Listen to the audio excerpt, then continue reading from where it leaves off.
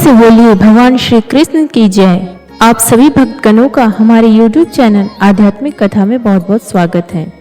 आज के इस वीडियो में हम श्रवण करने जा रहे हैं श्रीमद् भागवत गीता का चौथा अध्याय। इस अध्याय में ज्ञान कर्म संन्यास योग का वर्णन है। तो आइए शुरू करते हैं ब्रह्म विद्या तथा योग शास्त्र रूप श्रीमद् भागवत गीता के श्री कृष्ण अर्जुन संवाद में दिव्य ज्ञान योग नाम का चौथा अध्याय।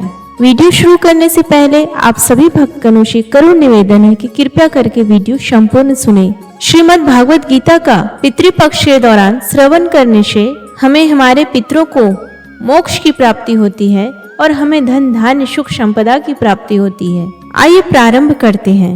श्री कृष्ण भगवान ने कहा, मैंने इस अविनाशी योग की विद्या का उपदेश सृष्टि के आरंभ में सूर्य देव को दिया था। सूर्य देव ने यह उपदेश अपने पुत्र मनुष्यों के जन्मदाता मनु को दिया और मनु ने यह उपदेश अपने पुत्र राजा इक्ष्वाकु को दिया। हे अर्जुन, इस प्रकार गुरु शिष्य परंपरा से प्राप्त इस विज्ञान सहित ज्ञान को राज ऋषियों ने विधि पूर्वक समझा, किंतु समय के प्रभाव से वह परम श्रेष्ठ विज्ञान सहित ज्ञान इस संसार से प्रायः छिन्न भिन्न होकर नष्ट हो गया। आज मेरे द्वारा वही यह प्राचीन योग आत्मा का परमात्मा सम्मिलन का विज्ञान तुझसे कहा जा रहा है, क्योंकि तू मेरा भक्त और प्रिय मित्र भी है, अतः तू ही इस उत्तम रहस्य को समझ सकता है। अर्जुन ने कहा, सूर्य देव का जन्म तो सृष्टि के प्रारंभ में हुआ है और आपका जन्म तो अब हुआ है, तो फिर मैं कैसे समझूं कि सृष्टि के आरंभ में आपने ही इस योग का उपदेश दिया था। श्री भगवान ने कहा, हे परंतप अर्जुन, मेरे और तेरे अनेकों जन्म हो चुके हैं। मुझे तो वह सभी जन्म याद है, लेकिन तुझे कुछ भी याद नहीं है। यद्यपि मैं अजन्मा और अविनाशी समस्त जीवात्माओं का परमेश्वर होते हुए भी अपनी अपरा प्रकृति महामाया को अधीन करके अपनी परा प्रकृति योग माया से प्रकट होता हूँ। हे भारत, जब भी और जहाँ भी धर्म की हानि होती है और अधर्म की वृद्धि होती है, तब मैं अपने स्वरूप को प्रकट करता हूँ। भक्तों का उद्धार करने के लिए, दुष्टों का संपूर्ण विनाश करने के लिए तथा धर्म की फिर से स्थापना करने के लिए मैं प्रत्येक युग में प्रकट होता हूँ। हे अर्जुन, मेरे जन्म और कर्म दिव्य अलौकिक हैं। इस प्रकार जो कोई वास्तविक स्वरूप से मुझे जानता है, वह शरीर को त्याग कर इस संसार में फिर से जन्म को प्राप्त नहीं होता है, बल्कि मुझे अर्थात मेरे सनातन धाम को प्राप्त होता है।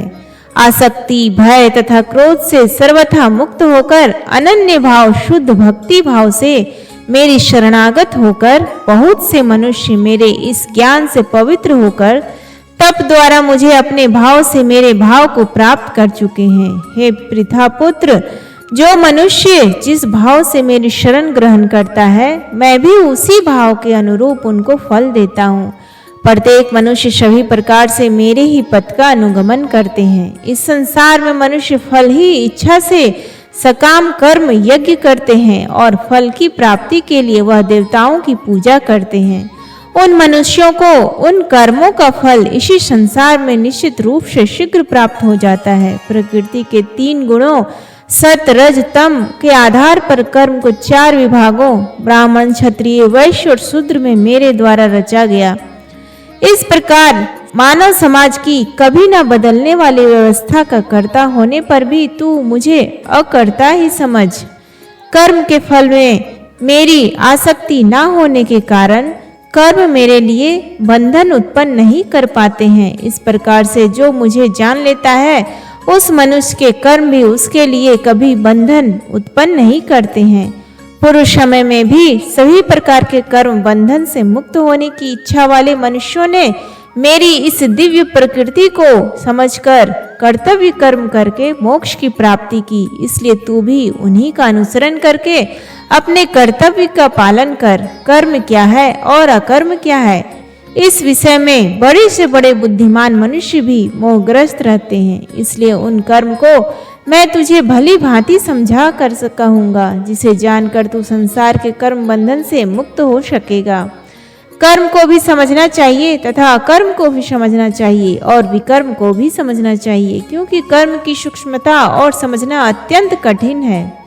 जो मनुष्य कर्म में अकर्म शरीर को कर्ता न समझकर आत्मा को कर्ता देखता है और जो मनुष्य अकर्म में कर्म आत्मा को कर्ता न समझकर प्रकृति को कर्ता देखता है, वह मनुष्यों में बुद्धिमान है और वह मनुष्य समस्त कर्मों को करते हुए भी सांसारिक कर्म फलों से मुक्त रहता है। जिस मनुष्य के निश्चय किए हुए सभी कार्य बिना फल की इच्छा के पूरी लगन से उत्पन्न होते हैं तथा जिसके सभी कर्म ज्ञान रूपी अग्नि में भस्म हो गए हैं, बुद्धिमान लोग उस महापुरुष को पूर्ण ज्ञानी कहते हैं। जो मनुष्य अपने सभी कर्म फलों की आसक्ति का त्याग करके सदैव संतुष्ट तथा स्वतंत्र रहकर कार्यों में पूर्ण व्यस्त होते हुए भी वह मनुष्य निश्चित रूप से कुछ भी नहीं करता है। जिस मनुष्य ने सभी प्रकार के कर्म फलों की आसक्ति और सभी प्रकार की संपत्ति के स्वामित्व का त्याग कर दिया है, ऐसा शुद्ध तथा स्थिर बुद्धि वाला केवल शरीर निर्वाह के लिए कर्म करता हुआ कभी पाप रूपी फलों को प्राप्त नहीं होता है। जो मनुष्य स्वतः होने वाले लाभ से संतुष्ट रहता है, जो कभी द्वंद्वों से मुक्त और किसी से ईर्ष्या नहीं करता है, जो सफलता और असफलता में स्थिर रहता है और यद्यपि सभी प्रकार के कर्म करता हुआ कभी बनता नहीं है, प्रकृति के गुणों से मुक्त हुआ तथा ब्रह्म ज्ञान में पूर्ण रूप से स्थित और अच्छी प्रकार से कर्म का आचरण करने वाले मनुष्य के सभी कर्म ज्ञान रूप ब्रह्म में पूर्ण रूप से विलीन हो जाते हैं। ब्रह्म ज्ञान में स्थित उस मुक्ति पुरुष का समर्पण ब्रह्म होता है। हवन की सामग्री भी ब्रह्म होती है, अग्नि भी ब्रह्म होती है तथा ब्रह्म रूपी अग्नि में ब्रह्म रूपी कर्ता द्वारा जो हवन किया जाता है वह ब्रह्म ही होता है। जिसके कर्म ब्रह्म का स्पर्श करके ब्रह्म में विलीन हो चुके हैं, ऐसे महापुरुष को प्राप्त होने योग्य फल भी ब्रह्म ही होता है। कुछ मनुष्य अनेक प्रकार के यज्ञों द्वारा देवताओं की भली भांति पूजा करते हैं और इस प्रकार कुछ मनुष्य परमात्मा रूपी अग्नि में ध्यान रूपी यज्ञ द्वारा यज्ञ का अनुष्ठान करते हैं। कुछ मनुष्य सभी ज्ञान इंद्रियों के विषयों को संयम रूपी अग्नि में हवन करते हैं और कुछ मनुष्य इंद्रियों के विषयों को इंद्रिय रूपी अग्नि में हवन करते हैं। कुछ मनुष्य सभी इंद्रियों को वश में करके प्राण वायु के कार्यों को मन के संयम द्वारा आत्मा को जानने की इच्छा से आत्मयोग रूपी अग्नि में हवन करते हैं। कुछ मनुष्य धन संपत्ति के दान द्वारा, कुछ मनुष्य तपस्या द्वारा और कुछ मनुष्य अष्टांग योग के अभ्यास द्वारा यज्ञ करते हैं। कुछ अन्य मनुष्य वेद शास्त्रों का अध्ययन करके ज्ञान में निपुण होकर और कुछ मनुष्य कठिन व्रत धारण करके यज्ञ करते हैं। बहुत से मनुष्य अपान वायु में वायु का उसी प्रकार प्राण वायु में अपान वायु का हवन करते हैं तथा अन्य मनुष्य प्राण वायु और अपान वायु की गति को रोककर समाधि में निवृत्त होते हैं। कुछ मनुष्य भोजन को कम करके प्राण वायु को प्राण वायु में ही हवन किया करते हैं। ये सभी यज्ञ करने वाले यज्ञों का अर्थ जानने के कारण सभी पाप कर्मों से मुक्त हो जाते हैं। हे कुरुश्रेष्ठ अर्जुन, यज्ञों के फल रूपी अमृत को चख कर ये सभी योगी सनातन पर ब्रह्म परमात्मा को प्राप्त होते हैं और यज्ञ को न करने वाले मनुष्य तो इस जीवन में भी सुख पूर्वक नहीं रह सकते हैं, तो फिर अगले जीवन में कैसे सुख को प्राप्त होते हैं। इसी प्रकार और भी अनेकों प्रकार के यज्ञ वेदों की वाणी में विस्तार से कहे गए हैं। इस तरह उन सबको कर्म से उत्पन्न होने वाले जानकर तू कर्म बंधन से हमेशा के लिए मुक्त हो जाएगा। हे अर्जुन, धन संपदा के द्वारा किसे जाने वाले यज्ञ की अपेक्षा ज्ञान यज्ञ अत्यंत श्रेष्ठ है तथा सभी प्रकार के कर्म ब्रह्म ज्ञान में पूर्ण रूप से समाप्त हो जाते हैं। यज्ञों के उस ज्ञान को तू गुरु के पास जाकर समझने का प्रयत्न कर। उनके प्रति पूर्ण रूप से शरणागत होकर सेवा करके विनती भाव से जिज्ञासा करने पर वे तत्वदर्शी ब्रह्म ज्ञानी महात्मा तुझे उस तत्व ज्ञान का उपदेश करेंगे। हे पांडुपुत्र, उस तत्व ज्ञान को जानकर फिर तू कभी इस प्रकार के मोह को प्राप्त नहीं होगा तथा इस जानकारी के द्वारा आचरण करके तू सभी प्राणियों में अपनी ही आत्मा का प्रसार देखकर मुझ परमात्मा में प्रवेश कर पाएगा। यदि तू सभी पापियों से भी अधिक पाप करने वाला है तो भी तू मेरे ज्ञान रूपी नौका द्वारा निश्चित रूप से सभी प्रकार के पापों से छूटकर संसार रूपी दुख के सागर को पार कर पाएगा। हे अर्जुन, जिस प्रकार अग्नि ईंधन को जलाकर भस्म कर देती है, उसी प्रकार यह ज्ञान रूपी अग्नि सभी सांसारिक कर्म फलों को जलाकर भस्म कर देती है।